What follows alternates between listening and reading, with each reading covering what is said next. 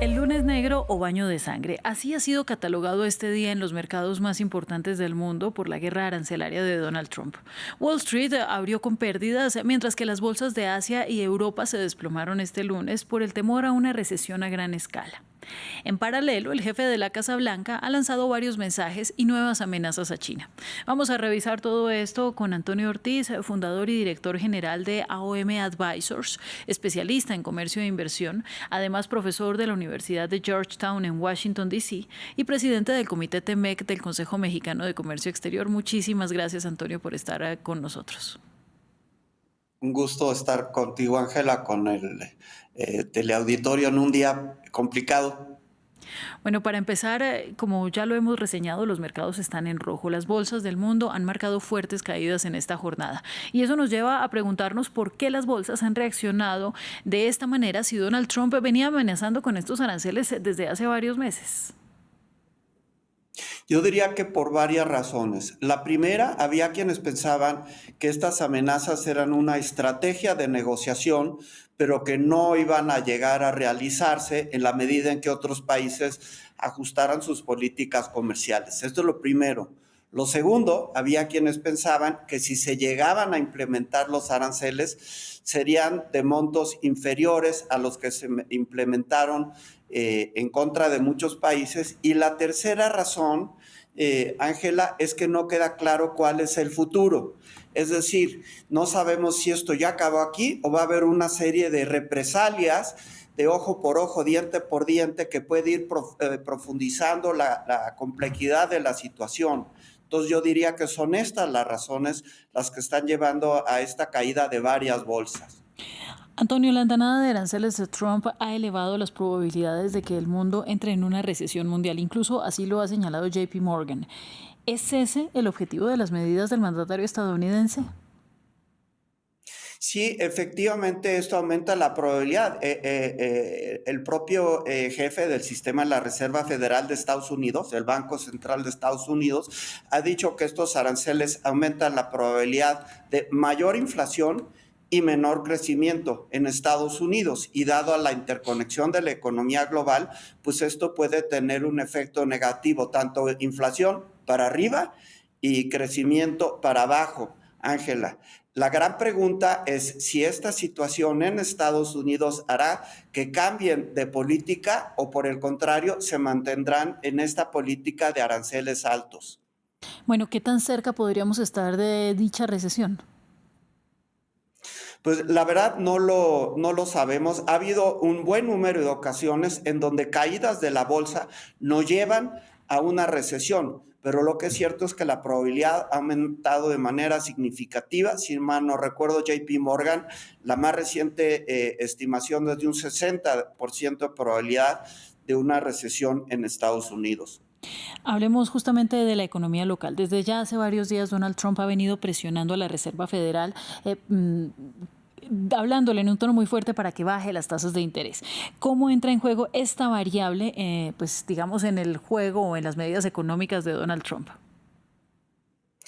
Es una situación difícil para la Reserva Federal, porque si hay una recesión, la respuesta normal de la Reserva Federal sería bajar las tasas para reactivar la economía.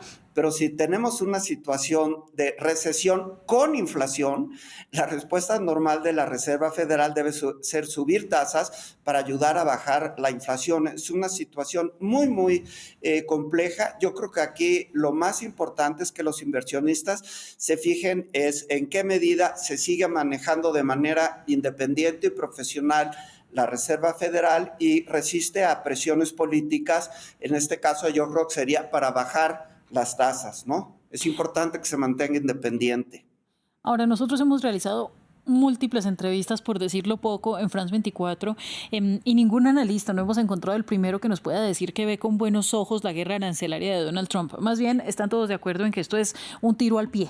Pero hoy Donald Trump amenazó una vez más a China, ahora con un 50% de impuestos adicionales por la respuesta de Beijing, que anunció previamente 34% de tarifas, y todo esto pues en la guerra arancelaria. En la práctica, ¿hasta dónde se puede llegar en medio de esta confrontación y pues a dónde va a arrastrar al mundo, entendiendo que son los dos principales socios comerciales? Mira, Ángela, yo diría que aquí no tenemos precedente después de la Segunda Guerra Mundial. El problema no es solo el aumento de aranceles, sino la base sobre la cual se hace el aumento de aranceles. Muchos países han aumentado aranceles en décadas pasadas, sin embargo lo han hecho casi siempre en conformidad con sus compromisos con la Organización Mundial del Comercio de la OMC o de sus acuerdos de libre comercio, acuerdos regionales. El problema de hoy es que hay quienes consideran que las acciones de Estados Unidos son violatorias de sus acuerdos comerciales multilaterales, violatorias de sus compromisos en acuerdos regionales. Entonces no hay una contención sobre hacia dónde van y cómo ponen los aranceles y demás. Es un entorno de gran incertidumbre. Yo diría, Ángela, quizá el problema mayor no son los aranceles per se, sino la incertidumbre que no nos permite saber hacia dónde van los aranceles. Bueno, estamos de acuerdo en eso. Ahora, dijo Trump además que la mayoría de países ya lo han contactado para intentar negociar esta imposición arancelaria.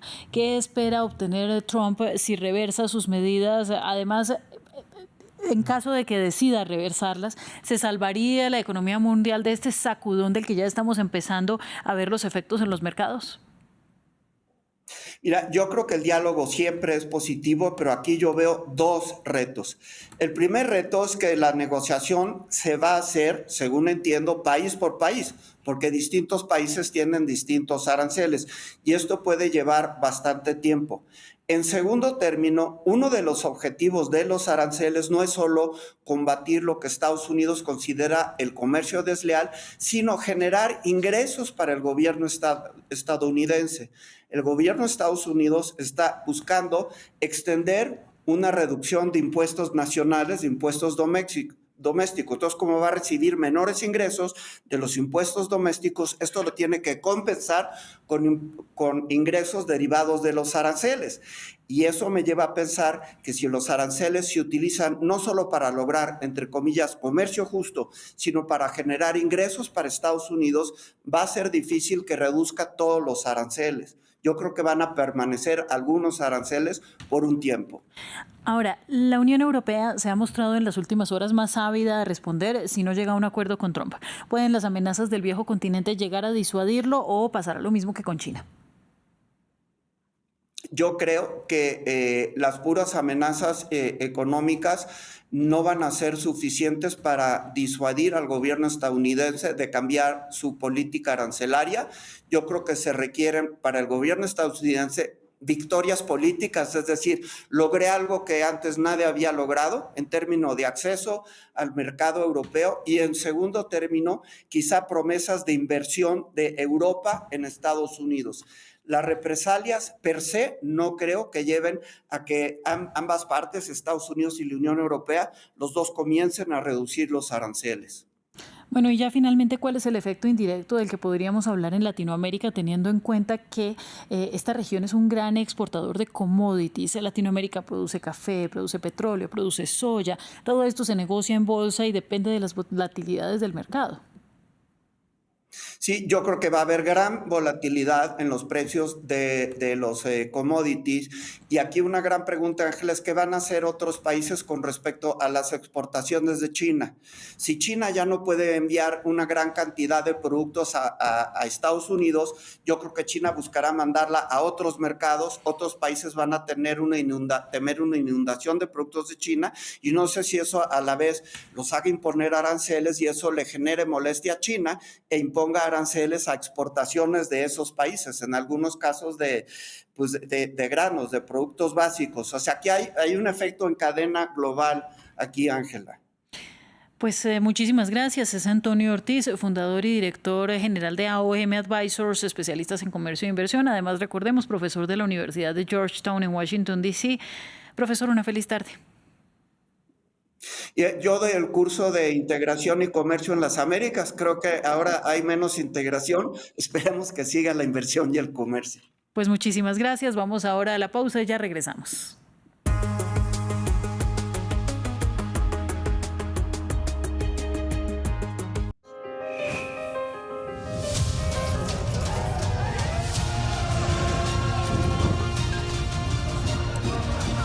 Es precioso. Lo escuché sin parar. Es histórico. Me encanta.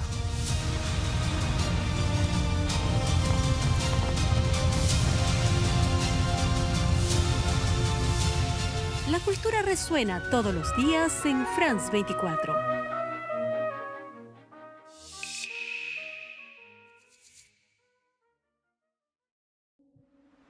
Es frágil, pero poderosa. Un manjar en nuestro mundo moderno. Ganarla requiere honestidad, compromiso y una exigencia de independencia. Se nutre del debate, la discusión y el intercambio de ideas. El poder y la manipulación no la intimidan. Es enemiga de opresores y dictadores. Es piedra angular esencial de la democracia. Ya sea en francés, español, inglés, árabe o cualquier otro idioma, su valor es el mismo. Es vital para todos en cada rincón del mundo.